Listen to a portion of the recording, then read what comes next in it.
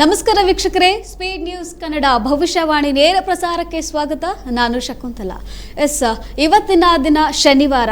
ಈ ವಾರದ ಮಹತ್ವವೇನು, ಇವತ್ತಿನ ವಿಶೇಷತೆ ಏನು, ಹಾಗೆ ಮನೆ ವಾಸ್ತು ಬಗ್ಗೆ ಯಾವ ರೀತಿಯಾಗಿ ವಾಸ್ತುವಾಗಿ ಮನೆಯನ್ನು ಕಟ್ಟಬೇಕು, ಇದೆಲ್ಲದರ ಬಗ್ಗೆ ತಿಳಿಸ್ಕೊಡೋದಕ್ಕೆ ನಮ್ಮ ಜೊತೆ ಖ್ಯಾತ ಜ್ಯೋತಿಷ ತಜ್ಞರಾದಂತಹ ವಾಸ್ತು ತಜ್ಞರಾದಂತಹ ಅರ್ಜುನ್ ರಾವ್ ಗುರೂಜಿ ಅವರು ನಮ್ಮ ಜೊತೆಗಿದ್ದಾರೆ. ಅವ್ರನ್ನ ಕಾರ್ಯಕ್ರಮಕ್ಕೆ ಬರಮಾಡ್ಕೊಳ್ತಾ ಇವತ್ತಿನ ವಿಶೇಷತೆ ಏನು ಅನ್ನೋದನ್ನ ತಿಳಿದುಕೊಳ್ಳೋಣ. ಗುರೂಜಿ, ಕಾರ್ಯಕ್ರಮಕ್ಕೆ ಸ್ವಾಗತ. ತಮಗೂ ಸ್ಪೀಡ್ ನ್ಯೂಸ್ ವಾಹಿನಿಯ ಸಮಸ್ತ ವೀಕ್ಷಕ ಪ್ರಭುಗಳಿಗೂ ಅನಂತ ಕೋಟಿ ವಂದನೆಗಳು. ತಮಗೆ ಬಂಧುಗಳೇ, ಈ ದಿನ ವಿಶೇಷತೆ ಏನಪ್ಪ ಅಂತಂದರೆ ಶನಿವಾರ. ಈ ದಿನ 10:30ರಿಂದ ಏಕಾದಶಿ ಆಗ್ತಕ್ಕಂಥದ್ದು. ಅದರಲ್ಲೂ ಕೂಡ ಇವತ್ತು ಪುಷ್ಯ ನಕ್ಷತ್ರ ಇರೋದರಿಂದ ತುಂಬ ವಿಶೇಷವಾಗಿರ್ತಕ್ಕಂಥ ಒಂದು ದಿನ ಅಂತಲೇ ಹೇಳ್ಬೋದು. ಈ ದಿನ ನಾವು ನಮ್ಮ ಮಗಳು ಇಬ್ಬರೂ ಕೂಡ ವಾಸ್ತು ಯಾವ ರೀತಿ ಇರಬೇಕು, ಮನೆಯಲ್ಲಿ ಹೆಣ್ಣುಮಗಳು ಯಾವ ರೀತಿ ಇರಬೇಕು, ಪ್ರತಿಯೊಂದು ಗಂಡಸಿನ ಯಶಸ್ಸಿಗೆ ಹೆಂಡತಿನೇ ಕಾರಣ, ಹೆಣ್ಣು ಮಕ್ಕಳು ಯಾವ್ಯಾವ ರೀತಿ ಜೀವನದಲ್ಲಿ ಅಲ್ಲಿ ಮನೆಯ ಗೃಹ ಲಕ್ಷ್ಮಿಯಾಗಿ ಯಾವ ರೀತಿ ಬಾಳಬೇಕು, ಯಾವ ರೀತಿ ಇರಬೇಕು ಅನ್ನೋದೆಲ್ಲ ಸವಿಸ್ತರವಾಗಿ ಈ 1 ಗಂಟೆಗಳ ಕಾಲ ನಿರಂತರವಾಗಿ ತಮಗೆ ತಿಳಿಸೋಕ್ಕೆ ಇಷ್ಟಪಡ್ತೀನಿ. ಮೊದಲಿಗೆ ನನ್ನ ತಾಯಿ ಜಗನ್ಮಾತೆ ಸ್ವರೂಪಿಣಿಯಾಗಿರ್ತಕ್ಕಂಥ ರೇಣುಕಾ ಯಲ್ಲಮ್ಮ ಹಾಗೂ ಮಲೆ ಮಾದೇಶ್ವರನ ಪಾದಾರ ಬಿಂದಗಳಿಗೆ ವಂದಿಸುತ್ತಾ, ಸೃಷ್ಟಿಸ್ಥಿತಿ ವಿನಾಶಿನಿ ಶಕ್ತಿಭೂತೆ ಸನಾತನಿ ಗುಣಾಶ್ರಯೇ ಗುಣಮಯಿ ಶ್ರೀ ರೇಣುಕಾ ನಮೋಸ್ತುತೆ. ಆದಿಶಕ್ತಿ ಜಗನ್ಮಾತೆ ಸ್ವರೂಪಿಣಿಯಾಗಿರ್ತಕ್ಕಂಥ ರೇಣುಕಾ ಯಲ್ಲಮ್ಮ ವಿರಾಜಮಾನಳಾಗಿ ಉತ್ತರ ಕರ್ನಾಟಕದ ಸಿದ್ಧಾಚಲ ಪರ್ವತದಲ್ಲಿ ಸೌದತ್ತಿಯ ಕ್ಷೇತ್ರದಲ್ಲಿ ನೆಲೆಸಿರ್ತಕ್ಕಂಥ ನನ್ನ ತಾಯಿ ಜಗದೀಶ್ವರಿ ಎಲ್ಲರ ಅಮ್ಮ ಯಲ್ಲಮ್ಮನಾಗಿ ವಿಜೃಂಭಣೆಯಿಂದ ನೆಲೆಸಿರ್ತಕ್ಕಂಥ, ಹಾಗೆ ಈ ಉತ್ತರ ನಾಡಿನಿಂದ ದಕ್ಷಿಣ ನಾಡಿಗೆ ಬಂದಿರತಕ್ಕಂಥ ಮಲೆ ಮಾದೇಶ್ವರನ ನಡುಮಲೆಯಲ್ಲಿ ನೆಲೆಸಿ ಇಡೀ ಮನುಕುಲಕ್ಕೆ ಒಳ್ಳೆಯದನ್ನು ಬಯಸ್ತಕ್ಕಂಥ ಜಗನ್ಮಾತೆಯ ಒಂದು ಅಂಶವಾಗಿರ್ತಕ್ಕಂಥ ಶಕ್ತಿ ತಗೊಂಡಿರ್ತಕ್ಕಂಥ ಮಲೆ ಮಾದೇಶ್ವರನ ಪಾದಾರ ಬಿಂದಗಳಿಗೆ ವಂದಿಸುತ್ತಾ, ಈ ಮಾತಾಪಿತೃಗಳ ಇಬ್ಬರ ಆಶೀರ್ವಾದ ಈ ಭೂಮಂಡಲದಲ್ಲಿ ಎಲ್ಲ ಸತ್ಪ್ರಜೆಗಳಿಗೂ ಇರಲಿ ಅಂತೇಳಿ ಪ್ರಾರ್ಥನೆ ಮಾಡುತ್ತಾ ನಮ್ಮ ಕಾರ್ಯಕ್ರಮವನ್ನು ಮುಂದುವರಿಸ್ತಾ ಇದ್ದೀವಿ. ನಿಮ್ಮೆಲ್ಲರಿಗೂ ಶುಭಾಶಯಗಳು, ಒಳ್ಳೆಯದಾಗಲಿ. ಗುರೂಜಿ, ಇವತ್ತು ಶನಿವಾರ, ಶನಿ ಮಹಾತ್ಮರ ದೇವರ ಒಂದು ವಾರ. ಇವತ್ತು ಆಂಜನೇಯ ದೇವಸ್ಥಾನಕ್ಕೆ ಜಾಸ್ತಿ ಜನ ಹೋಗ್ತಾರೆ. ಸೊ ಇವತ್ತಿನ ಮಹತ್ವ ಏನು, ಇವತ್ತಿನ ವಿಶೇಷತೆ ಏನು? ಇವತ್ತಿನ ವಿಶೇಷತೆ ಏನಪ್ಪ ಅಂತಂದರೆ, ಈ ದಿನ ಈ ಒಂದು ವಸಂತ ಋತು ಮತ್ತು ಚೈತ್ರ ಮಾಸಗಳಲ್ಲಿ ಬಂದಿರತಕ್ಕಂಥದ್ದು. ಅದರಲ್ಲೂ ಈ ಒಂದು ಚೈತ್ರ ಮಾಸದಲ್ಲಿ ಬಂದಿರತಕ್ಕಂಥ ಈ ಶನಿವಾರದ ದಿನ ಇವತ್ತು ವಿಶೇಷತೆ ಏನಪ್ಪ ಅಂದರೆ 10:30 ನಂತರ ನಕ್ಷತ್ರಗಳು ಚೇಂಜ್ ಆಗ್ತಕ್ಕಂಥದ್ದು, ಪಾದಗಳು, ಕರ್ಣಗಳು, ಯೋಗಗಳು ಚೇಂಜ್ ಆಗ್ತಕ್ಕಂಥದ್ದು. ಅದರಲ್ಲೂ 10:30ಕ್ಕೆ ಏಕಾದಶಿ ಶುರುವಾಗ್ತಕ್ಕಂಥದ್ದು. ಏಕಾದಶಿ ಅಂದರೆ ಗೊತ್ತಲ್ಲ, ನಾವು ಉಪವಾಸ ಇದ್ದು ವಿಷ್ಣು ದೇವಾಲಯಗಳಿಗೆ ಹೋಗ್ತಕ್ಕಂಥದ್ದು, ಶನೇಶ್ವರನ ಆಲಯಕ್ಕೆ ಹೋಗ್ತಕ್ಕಂಥದ್ದು, ಆಂಜನೇಯನ ಆಲಯಕ್ಕೆ ಹೋಗ್ತಕ್ಕಂಥದ್ದು, ಅಲ್ಲಿ ವಿಶೇಷವಾಗಿರ್ತಕ್ಕಂಥ ಒಂದು ಅನುಷ್ಠಾನಗಳನ್ನು ಮಾಡ್ತಕ್ಕಂಥದ್ದು, ದರ್ಶನ ಮಾಡ್ತಕ್ಕಂಥದ್ದು. ಈ ಪುಷ್ಯ ನಕ್ಷತ್ರದ ನೋಡಿ, ಅದರಲ್ಲೂ ಶನಿವಾರದ ದಿನ ಮತ್ತು ಭಾನುವಾರದ ದಿನ ಈ ಪುಷ್ಯ ನಕ್ಷತ್ರಗಳು ಬಂದಾಗ ಕೆಲವೊಂದು ವನಸಿರಿಗಳನ್ನ ನಾವು ಮನೆಗೆ ತರ್ತಕ್ಕಂಥದ್ದು ತುಂಬ ಸೂಕ್ತ. ಆ ಪ್ರಕೃತಿಯಲ್ಲಿ ಸಿಗ್ತಕ್ಕಂಥ ವನಸಿರಿಗಳು ಏನೇನಿದ್ದಾವೆ ನೋಡಿ, ಅದನ್ನೆಲ್ಲ ತಗೊಂಬಂದು ನಾವು ಮನೇಲಿ ಇಡ್ತಕ್ಕಂಥ ಮುಂದಿನ ಒಂದು ಕಾರ್ಯಕ್ರಮದಲ್ಲಿ ನಾವು ನಮ್ಮ ಮಕ್ಕಳು ತಿಳಿಸ್ತೀವಿ. ಕಾರ್ಯಕ್ರಮ ನೋಡ್ತಾ ಇರಿ. ಖಂಡಿತವಾಗೂ ನಮ್ಮ ಸ್ಕ್ರೀನ್ ಮೇಲೆ ಬರ್ತಾ ಇರ್ತಕ್ಕಂಥ ನಂಬರನ್ನು ಕರೆ ಮಾಡಿ ನನ್ನ ಜೊತೆಲಿ ನೀವು ಕಷ್ಟ ಸುಖಗಳನ್ನು ಹಂಚ್ಕೊಳ್ತಕ್ಕಂಥದ್ದು ಮಾಡಿ. ಖಂಡಿತವಾಗಿ ಒಳ್ಳೆಯದಾಗುತ್ತೆ.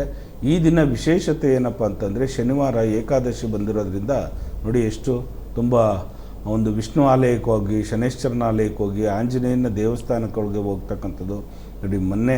ನೆನ್ನೆ ನಾವೆಲ್ಲ ಮೊನ್ನೆ ದಿನ ಎಲ್ಲ ಶ್ರೀರಾಮನವಮಿ ಮುಗಿಸ್ಕೊಂಡು ನಾವು ವಿಶೇಷವಾಗಿರ್ತಕ್ಕಂಥ ಒಂದು ಶ್ರೀರಾಮನವಮಿ ಏಕಪತ್ನಿ ವ್ರತಸ್ಥ ಒಂದೇ ರಾಜ್ಯದಲ್ಲಿ ಏಕ ಮಾತನಾಗಿ ಒಂದೇ ಮಾತು, ಒಂದೇ ಹೆಂಡತಿ, ಒಂದೇ ರಾಜ್ಯ, ಏಕ ಬಾಣ ಅಂದರೆ ರಾಮಬಾಣದಲ್ಲಿ ಒಂದೇ ಬಾಣನ ಪ್ರಯೋಗ ಮಾಡ್ತಕ್ಕಂಥ ಒಂದು ಪರಮಾತ್ಮನಾಗಿರ್ತಕ್ಕಂಥ ಮರ್ಯಾದಾ ಪುರುಷೋತ್ತಮ ರಾಮನನ್ನು ನಾವು ಪಡೆದಿರ್ತಕ್ಕಂಥದ್ದು ಈ ಭೂಮಂಡಲದಲ್ಲಿ. ಅದರಲ್ಲೂ ಭರತಖಂಡದಲ್ಲಿ ನಾವು ಆ ಮಹಾನುಭಾವನ ಒಂದು ಸ್ಥಾಪನೆ ಮಾಡಿರ್ತಕ್ಕಂಥದ್ದು ಅಯೋಧ್ಯೆ ಒಳಗಡೆ ವಿಶೇಷವಾಗಿರ್ತಕ್ಕಂಥದ್ದು. ಈ ತ್ರಿಮೂರ್ತಿಗಳಲ್ಲಿ ಸೃಷ್ಟಿಸ್ಥಿತಿ ಲಯಕಾರಕರಾಗಿರ್ತಕ್ಕಂಥ ಮಹಾವಿಷ್ಣುವನ್ನೇ ಈ ದಶಾವತಾರಗಳಲ್ಲಿ ನಮ್ಮ ಭೂಮಂಡಲಕ್ಕೆ ಬಂದಿರತಕ್ಕಂಥದ್ದು. ಯಾಕಂದರೆ ರಾಕ್ಷಸರುಗಳನ್ನ ಸಂಹಾರ ಮಾಡೋದಕ್ಕೆ, ಮನುಕುಲ ರಕ್ಷಣೆ ಮಾಡೋದಕ್ಕೋಸ್ಕರನೇ ಅವತಾರಗಳನ್ನು ಎತ್ತಿರ್ತಕ್ಕಂಥದ್ದು. ಇನ್ನು ಮುಂದಿನ ದಿನಗಳಲ್ಲಿ ಈ ಕಲಿಯುಗ ಅಂತ್ಯ ಆದ ನಂತರನೂ ಕಲ್ಕಿ ಅವತಾರದಲ್ಲಿ ಬರ್ತಕ್ಕಂಥ ಮಹಾವಿಷ್ಣು. ಯಾಕಂದರೆ ಈ ಸೃಷ್ಟಿಯನ್ನು ಕಾಪಾಡಬೇಕಲ್ಲ, ಸತ್ಯಯುಗ ಬರಲೇಬೇಕು. ಈ ಕಲಿಯುಗ ನಶಿಸಬೇಕು, ಕಲಿಯುಗದಲ್ಲಿ ಏನೇನು ನಡೆಯುತ್ತೆ, ಏನೇನು ಮಾಡಬಾರ್ದಿರೋದೆಲ್ಲ ನಡೆಯುತ್ತೆ, ಯಾವ್ಯಾವುದು ಕೇಳಬಾರ್ದಿರೋದೆಲ್ಲನೂ ನಾವು ಕೇಳ್ತಾನೆ ಇದ್ದೀವಿ, ಎಂತೆಂಥ ಇದನ್ನೆಲ್ಲ ನಾವು ನೋಡಿದ್ದೀವಿ. ನೋಡಿ, 8 ವರ್ಷದ ಮಗಳು, ಒಂದು ಚಿಕ್ಕ ಮಗು ಮೆಚೂರ್ಡ್ ಆಗ್ತಕ್ಕಂಥದ್ದು ಯೋಗ ಬಂದ್ಬಿಟ್ಟಿದೆ. ಆ 8 ವರ್ಷದಲ್ಲಿ ಒಬ್ಬ ಬ್ರಾಹ್ಮಣನ ಮನೆಯಲ್ಲಿ ಪ್ರೆಗ್ನೆಂಟ್ ಆಗಬೇಕು, ಅವಳು ಜೋಡಿ ಮಕ್ಕಳನ್ನ ಎರಬೇಕು ಅಂತಕ್ಕಂಥದ್ದು ಒಂದು ಬರೆದಿರ್ತಕ್ಕಂಥದ್ದು. ಆ ಕಲಿಪುರುಷ ಆ ರೀತಿ ಮಾಡ್ತಕ್ಕಂಥದ್ದು. ಅತ್ತೆ ಮಾತು ಹಿಂದಾಗ್ಬಿಡ್ಬೇಕು, ಸೊಸೆ ಮಾತೇ ಜಾಸ್ತಿ ನಡಿಬೇಕು, ಗಂಡ ಹೆಂಡತಿಯರಲ್ಲಿ ಸೊಸೆದೇ ಜಾಸ್ತಿ ಇರಬೇಕು, ಅತ್ತೆದೇನು ನಡೆಯಬಾರ್ದು. ಇಂಥವನ್ನೆಲ್ಲ ಕಲಿಯುಗದಲ್ಲಿ ನಡೀತಕ್ಕಂಥದ್ದು. ತಂದೆ ತಾಯಿಗಳನ್ನ ದೂರ ಆಶ್ರಮದಲ್ಲಿ ಇಡ್ತಕ್ಕಂಥದ್ದು, ಸಾಂಸಾರಿಕ ಜೀವನದಲ್ಲಿ ನೆಮ್ಮದಿ ಇಲ್ಲದೆ ಇರ್ತಕ್ಕಂಥದ್ದು, ಇವೆಲ್ಲ ಕೂಡ ಆಗ್ತಕ್ಕಂಥದ್ದು ಜಾಸ್ತಿ ಇರ್ತಕ್ಕಂಥದ್ದು. ಹಾಗಾಗಿ ಈ ಕಲಿಯುಗನ ಅಂತ್ಯ ಮಾಡೋದಕ್ಕೋಸ್ಕರನೇ, ಸತ್ಯವನ್ನು ಸ್ಥಾಪನೆ ಮಾಡೋದಕ್ಕೋಸ್ಕರನೇ ಪರಮಾತ್ಮ ದಶಾವತಾರಗಳಲ್ಲಿ ಆ ಕಲ್ಕಿ ಅವತಾರಗಳನ್ನು ಎತ್ತಕ್ಕಂಥದ್ದು. ಇನ್ನು ವಿಶೇಷವಾಗಿ ಇವತ್ತು ಏನಪ್ಪ ನಮ್ಮದು ಕಾರ್ಯಕ್ರಮ, ಏನೇನು ಈ ದಿನ ಏನೇನು ನೀವು ಮಾಡ್ತಕ್ಕಂಥದ್ದು ನೋಡಿ. ಬೆಳಗ್ಗೆ ಎದ್ದ ತಕ್ಷಣ ಇನ್ನೂ ಕೆಲವರು ಸ್ನಾನಾದಿಗಳನ್ನು ಮಾಡದೇ ಇರ್ತಕ್ಕಂಥವ್ರು, ಈ ಕಾರ್ಯಕ್ರಮನ ವೀಕ್ಷಣೆ ಮಾಡ್ತಾ ಇರ್ತಕ್ಕಂಥವ್ರು, ನೀವೆಲ್ಲ ಸ್ನಾನಗಳನ್ನೆಲ್ಲ ಮಾಡಿಕೊಂಡು 10:15 ಇಲ್ಲ 11 ಗಂಟೆ ಸಮಯದಲ್ಲಿ ಶಿವನ ದೇವಸ್ಥಾನದಲ್ಲಿ, ಒಂದು ಕಾಲಭೈರೇಶ್ವರ ದೇವಸ್ಥಾನದಲ್ಲಿ ದರ್ಶನ ಮಾಡ್ತಕ್ಕಂಥದ್ದು ತುಂಬ ಒಳ್ಳೆಯದು. ಯಾಕಂದರೆ ಏಕಾದಶಿ ಇರೋ ಸಮಯದಲ್ಲಿ ಈ ಪರಮೇಶ್ವರನಾಗಿರ್ತಕ್ಕಂಥ ವಿಷ್ಣುವನ್ನು ಯಾವ ರೀತಿ ನಾವು ಆರಾಧನೆ ಮಾಡ್ತೀವಿ, ಆ ದಿನ ಶಿವನನ್ನು ಕೂಡ ನಾವು ಆರಾಧನೆ ಮಾಡಿದಾಗ ವಿಷ್ಣುವಿಗೆ ತುಂಬ ಪ್ರೀತಿ ಆಗ್ತಕ್ಕಂಥದ್ದು. ಯಾಕಂದರೆ ವಿಷ್ಣು ಬೇರೆ ಅಲ್ಲ, ಶಿವ ಬೇರೆ ಅಲ್ಲ, ಇಬ್ಬರೂ ಒಂದೇ ಆ ದೇಹದಲ್ಲಿರ್ತಕ್ಕಂಥ 2 ಆತ್ಮಗಳು ಇದ್ದಂಗೆ, ಅವರೆಲ್ಲ ಶಕ್ತಿವಂತರಾಗಿರ್ತಕ್ಕಂಥವ್ರು. ಹಾಗಾಗಿ ಈ ದಿನ ನೀವು ವಿಷ್ಣು ಆಲಯಕ್ಕೆ ಎಷ್ಟು ಪ್ರಾಮುಖ್ಯತೆ ಕೊಡ್ತೀರೋ ಅಷ್ಟೇ ಕಾಲಭೈರೇಶ್ವರನ ದರ್ಶನ ಮಾಡ್ತಕ್ಕಂಥದ್ದು ತುಂಬ ಸೂಕ್ತ. ಯಾಕಂದರೆ ಈ ದಿನ ಪುಷ್ಯ ನಕ್ಷತ್ರ ಇರೋದ್ರಿಂದ, ಏಕಾದಶಿ ಬಂದಿರೋದ್ರಿಂದ 1 ಹೊತ್ತು ಉಪವಾಸ ಇರಿ. ಶಕ್ತರಾಗಿರ್ತಕ್ಕಂಥವ್ರು 3 ಹೊತ್ತು ಉಪವಾಸ ಇರಿ, ಬೆಳಿಗ್ಗೆ ಮಧ್ಯಾಹ್ನ ಸಾಯಂಕಾಲ ಇದ್ದರೂ ಆ ಸ್ವಾಮಿಯನ್ನು ದರ್ಶನ ಮಾಡಿ, ಆ ಸ್ವಾಮಿಯ ಒಂದು ಶತನಾಮಾವಳಿಗಳನ್ನು ಮಾಡ್ತಕ್ಕಂಥದ್ದು, ಸುಪ್ರಭಾತಗಳನ್ನು ಕೇಳ್ತಕ್ಕಂಥದ್ದು, ಸಹಸ್ರನಾಮಗಳನ್ನು ಪಠನೆ ಮಾಡ್ತಕ್ಕಂಥದ್ದು, ವಿಷ್ಣು ಸಹಸ್ರನಾಮವನ್ನು ಪಠನೆ ಮಾಡ್ತಕ್ಕಂಥದ್ದು, ಐಗ್ರೀವನ ಉಪಾಸನೆ ಮಾಡ್ತಕ್ಕಂಥದ್ದು ತುಂಬ ಸೂಕ್ತ.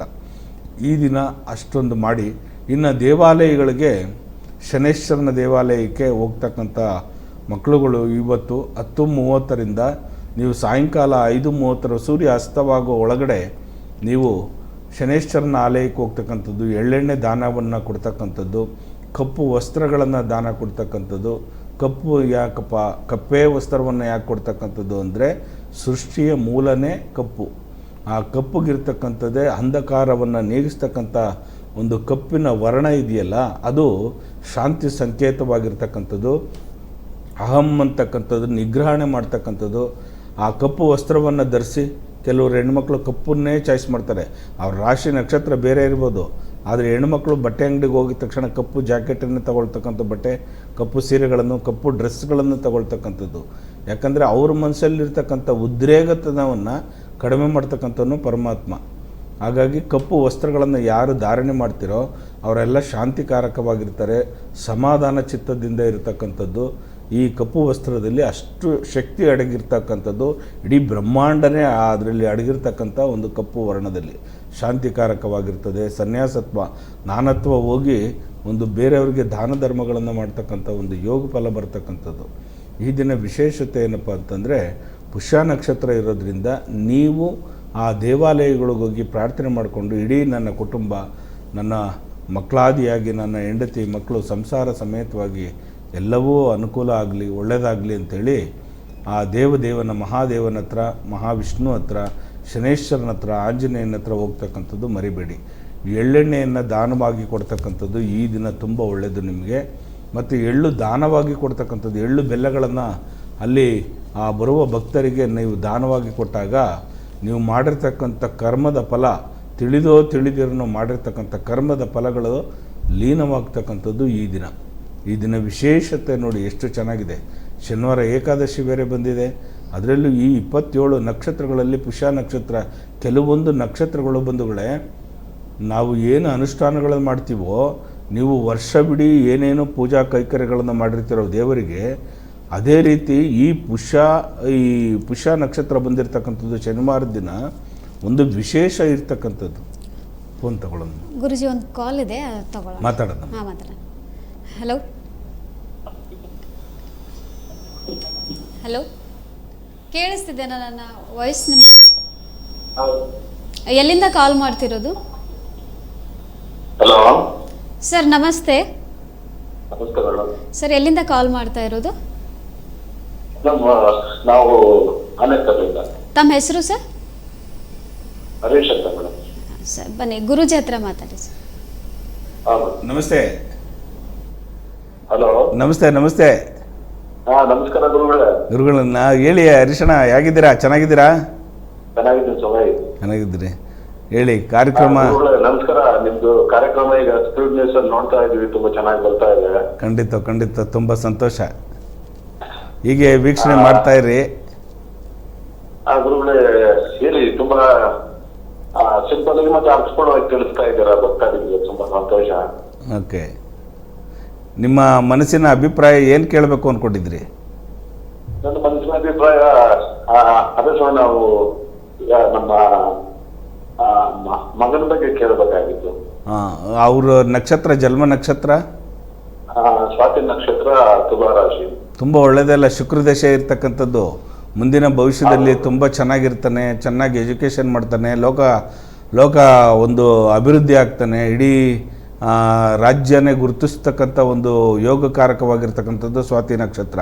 ಅದರಲ್ಲೂ ತುಲಾ ರಾಶಿಯಲ್ಲಿ ಈ 3 ನಕ್ಷತ್ರಗಳು, ವಿಶಾಖ ಮತ್ತು ಚಿತ್ತಾ ನಕ್ಷತ್ರ, ಸ್ವಾತಿ ನಕ್ಷತ್ರ, ಇದು ಶುಕ್ರನ ಒಂದು ಪರ್ವ ಇರ್ತಕ್ಕಂಥದ್ದು.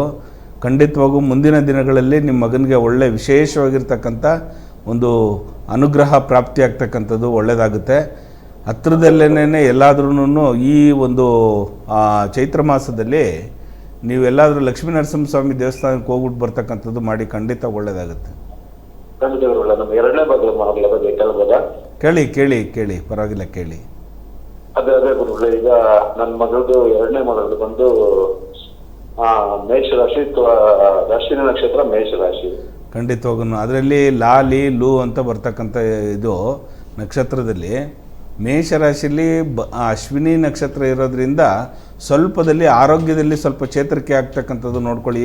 ಚೆನ್ನಾಗಿರಲ್ಲ, ಆರೋಗ್ಯದಲ್ಲಿ ಏರುಪೇರು ಆಗ್ತಕ್ಕಂಥದ್ದು. ಸ್ವಲ್ಪ ಆರೋಗ್ಯದಲ್ಲಿ ವೀಕ್ ಇದ್ದಾಳೆ. ಓಕೆ, ಅದರಿಂದ ಅದಕ್ಕೆ ಆರೋಗ್ಯದ ಏನಾದರೂ ಸಮಸ್ಯೆ ಪರಿಹಾರಕ್ಕೆ ಏನಾದರೂ ಒಂದು ದಾರಿ ತೋರಿಸಿ. ಖಂಡಿತ ಆ ಮಗುನ ಮಂಗಳವಾರದ ದಿನ ಇಲ್ಲ ಭಾನುವಾರದ ದಿನ ನಿಮ್ಮ ಗ್ರಾಮದಲ್ಲಿ ಇರ್ತಕ್ಕಂಥ ಯಾವುದಾದ್ರು ಗ್ರಾಮ ದೇವತೆಗೆ ಒಂದು ಮೊಸರನ್ನ ನೈವೇದ್ಯ ಕೊಡ್ತಕ್ಕಂಥದ್ದು. ಮೊಸರನ್ನ ನೈವೇದ್ಯ ಆ ಗ್ರಾಮದಲ್ಲಿ ನೀವು ವಾಸ ಮಾಡ್ತಕ್ಕಂಥ ಗ್ರಾಮದಲ್ಲಿ ಗ್ರಾಮ ದೇವತೆ ಮಾದೇವಮ್ಮ ಆಗಿರಲಿ, ಮಾರಮ್ಮ ಆಗಿರಲಿ, ಪಟಾಲಮ್ಮ ಆಗಿರಲಿ, ಮಹಾಲಕ್ಷ್ಮಿ ಎಲ್ಲಮ್ಮನೆ, ಜಗನ್ಮಾತೆ ಸ್ವರೂಪಣೆ ಎಲ್ಲಮ್ಮನೆ ಆಗಿರಲಿ, ಆಕೆಗೆ ಮೊಸರನ್ನ ನೈವೇದ್ಯ ಕೊಡ್ತಕ್ಕಂಥದ್ದು ಮಾಡಿ. ಆ ಮಗು ಕರ್ಕೊಂಡು ಹೋಗ್ಬೇಕು. ಒಂದು ಸಂಕಲ್ಪ ಮಾಡ್ಕೊಳ್ಳಿ, ಆ ದೇವಸ್ಥಾನಕ್ಕೆ ಕರ್ಕೊಂಡೋಗಿ ಅಲ್ಲಿ ಒಂದು ಮೊಸರನ್ನ ನೈವೇದ್ಯವಾಗಿ ಕೊಡ್ತಕ್ಕಂಥದ್ದು, ಗೂಢ ಅನ್ನವನ್ನು, ಸಿಹಿ ಅನ್ನವನ್ನು ದಾನವಾಗಿ ಕೊಡ್ತಕ್ಕಂಥದ್ದು. ಆ ತಾಯಿಗೆ ನೈವೇದ್ಯ ಮಾಡ್ತೀವಿ. ಒಂದು ಸಂಕಲ್ಪ ಮಾಡಿಸಿ, ಆ ಸಂಕಲ್ಪ ಅಂತ ಕೇಳಿ ಅಲ್ಲಿ ಯಾರು ಪ್ರಧಾನ ಅರ್ಚಕರು ಇರ್ತಾರೆ ಆ ಮಗು ಮೇಲೆ ಸಂಕಲ್ಪ ಮಾಡ್ತಾರೆ. ಶುಭನೆ ಮುಹೂರ್ತೆ ಆದ್ಯ ಬ್ರಹ್ಮಣ ದ್ವಿತೀಯ ಪದಾರ್ತೆ ಶ್ವೇತಾಹಾರ ಕಲ್ಪೆ, ಈ ಥರ ಒಂದು ಸಂಕಲ್ಪ ಮಾಡ್ತಾರೆ. ನಿಮ್ಮ ಗೋತ್ರವನ್ನು ಕೇಳಿ, ನಿಮ್ಮ ಹೆಸರನ್ನು ಕೇಳಿ ಅದನ್ನು ಗೋತ್ರ ಮಾಡ್ತಾರೆ. ಗೋತ್ರದಲ್ಲಿ ಅದು ಸಂಕಲ್ಪ ಮಾಡ್ತಾರೆ. ಅದನ್ನು ಮಾಡಿಸಿ ಈ ನೈವೇದ್ಯ ತಾಯಿಗೆ ನೈವೇದ್ಯ ಕೊಡಿಸಿ, ಖಂಡಿತವಾಗಿ ಒಳ್ಳೇದಾಗುತ್ತೆ. ನಿಮ್ಗೆ ಒಳ್ಳೇದಾಗಲಿ. ಸರಿ, ಒಳ್ಳೆ. ಈಗ ನನ್ನ ದೊಡ್ಡ ಮಗಳದು ಗಾಯತ್ರಿ ಅಂತ ಹೆಸರು, ಧನಿಷ್ಠ ನಕ್ಷತ್ರ, ಮಕರ ರಾಶಿ. ಓಕೆ, ಸ್ವಲ್ಪ ಆರೋಗ್ಯದಲ್ಲಿ ಏರುಪೇರು ನೋಡ್ಕೊಳ್ಳಿ. ಮುಂಗೋಪ ಜಾಸ್ತಿ ಇರ್ತದೆ ಧನಿಷ್ಠ ನಕ್ಷತ್ರಕ್ಕೆ. ಸ್ವಲ್ಪ ಸಿಡುಕು ಸ್ವಭಾವ ಇರ್ತದೆ, ಸ್ವಲ್ಪ ನೋಡ್ಕೊಳ್ಳಿ. ಯಾಕಂದರೆ ಪಂಚಮದಲ್ಲಿ ಇವಾಗ ನಡೀತಾ ಇರೋದು ಪಂಚಮದಲ್ಲಿ ಶನಿ. ಹಾಗಾಗಿ ಆ ಮಗಳಿಗೆ ಏನು ಮಾಡಿ ಅಂದರೆ ಶನೇಶ್ವರನ ಆಲಯಕ್ಕೋ ಇಲ್ಲ ಆಂಜನೇಯಂದ ಆಲಯಕ್ಕೆ ಕರ್ಕೊಂಡೋಗಿ ಸ್ವಲ್ಪ ಎಳ್ಳೆಣ್ಣೆ ಮತ್ತು ಕಪ್ಪು ವಸ್ತ್ರವನ್ನು ದಾನವಾಗಿ ಕೊಡ್ತಕ್ಕಂಥದ್ದು ಮಾಡಿ ಶನೇಶ್ವರನ ಆಲಯದಲ್ಲಿ. ಆಮೇಲೆ ತುಪ್ಪ ಮತ್ತು ಕೇಸರಿಯನ್ನು ಆಂಜನೇಯಂದು ಆ ಕೇಸರಿ ಹಣೆಗಿಡ್ತಾರಲ್ಲ ಮೂತಿಗೆ, ಮುಖಕ್ಕೆ ಇಲ್ಲೆಲ್ಲ ಲೇಪನ ಮಾಡಿರ್ತಾರೆ ಆಂಜನೇಯನಿಗೆ. ಆ ಕೇಸರಿಯನ್ನು ಒಂದು ಎಲೆಗೆ ಹಾಕ್ಕೊಂಡು ಬಂದು ಡೈಲಿ ಆ ಮಗುಗೆ ಹಾಕಕ್ಕೆ ಹೇಳಿ, ಗಾಯತ್ರಿ ಅನ್ನೋ ಮಗುಗೆ ಹಣೆಗೆ, ಆಜ್ಞಾ ಚಕ್ರದಲ್ಲಿ ಹಣೆಗೆ ಇಡಕ್ಕೆ ಮಾಡಿ. ಖಂಡಿತವಾಗಿ ಒಳ್ಳೇದಾಗುತ್ತೆ. ತುಂಬಾ ಧನ್ಯವಾದಗಳು. ಕರೆ ಮಾಡಿದ್ದಕ್ಕೆ ಕಾರ್ಯಕ್ರಮ ಯಾವಾಗಲೂ ಡೈಲಿ ನೋಡ್ತೀವಿ. ಖಂಡಿತ ಖಂಡಿತ ತುಂಬಾ ಚೆನ್ನಾಗಿ ಮತ್ತೆ ನೀವು ಸಿಂಪಲ್ ಆಗಿ ತಿಳಿಸ್ಕೊಳ್ತೀರಲ್ವಾ, ಯಾವ್ದು ನಿಜ ಚಿಕ್ಕದ ರೆಮಿಡಿಗಳ ಮುಖಾಂತರ ನಮ್ಮ ಜೀವನದ ಸ್ವಲ್ಪ ದಾರಿಗೆ ತೋರಿಸ್ತೀರಾ, ತುಂಬಾ ಸಂತೋಷ ಗುರುಗಳೇ. ಖಂಡಿತವಾಗೂ ಹೀಗೆ ಕರೆ ಮಾಡ್ತಾ ಇರಿ ನಮ್ಮ ವಾಹಿನಿಗೆ, ನಮ್ಮ ಜೊತೆಲಿ ಯಾವಾಗಲೂ ಇರಿ ಜೊತೆಲಿ, ಖಂಡಿತವಾಗೂ ಒಳ್ಳೇದಾಗಲಿ. ಖಂಡಿತ ನಾವು ನಿಮ್ಗೋಸ್ಕರನೇ ಹೆಚ್ಚಾಗಿ ಸ್ಪೀಡ್ ನ್ಯೂಸ್ ನೋಡ್ತೀವಿ, ನಿಮ್ಮ ಕಾರ್ಯಕ್ರಮ ಇದ್ದಾಗ ಸ್ಪೀಡ್ ನ್ಯೂಸ್ ಹೆಚ್ಚಾಗಿ ನೋಡ್ತೀವಿ. ಖಂಡಿತ ಖಂಡಿತ ನಿಮಗೆ ಧನ್ಯವಾದಗಳು ಕರೆ ಮಾಡಿದ್ದಕ್ಕೆ.